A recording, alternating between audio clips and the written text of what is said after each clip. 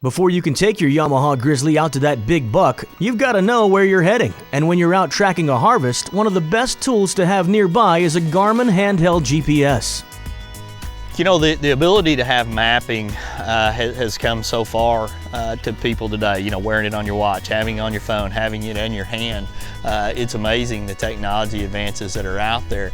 And it's something that in a deer tracking scenario that is invaluable.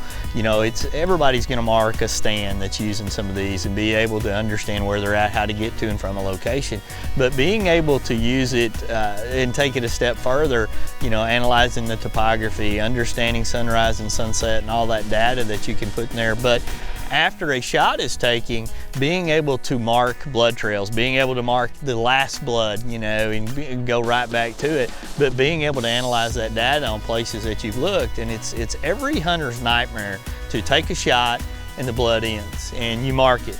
And then you go into that grid search that you hear about where 4 or 5 of your buddies are cutting back and forth. Well, if you'll use a handheld GPS, you can eliminate some of the areas and know that you covered them. Know that, hey, we got that quadrant, but oh my goodness, we missed this whole 200, 300 yard stretch right here, and it will tell you where some of those things are. So as you look at this little set of black lines right here, this is actually a track for a deer that was shot at in the evening. We took the shot way up here, and you can see the lines that go there. That's the actual blood trail, and that 003 number is where I threw a waypoint where we lost blood about midnight on that particular deer right there.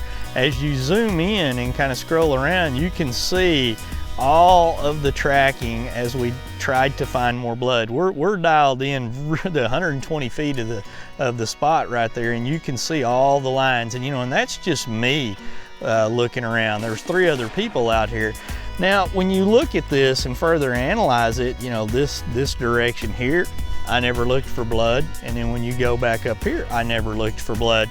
So as you break that down that night after you go back and you're getting ready to track the next morning, you can begin to expand your searches to those areas of unknown, because this is a known. We didn't find the blood right there. Let's look in some of the areas of unknown and see what we might be able to find. Now, coming out of that type of a track at nighttime, would we have been able to figure that out where we, you know, looked and where we didn't? Possibly, but I guarantee you with a handheld like this, whether it's on your watch or right here, we were able to know exactly the areas that we missed.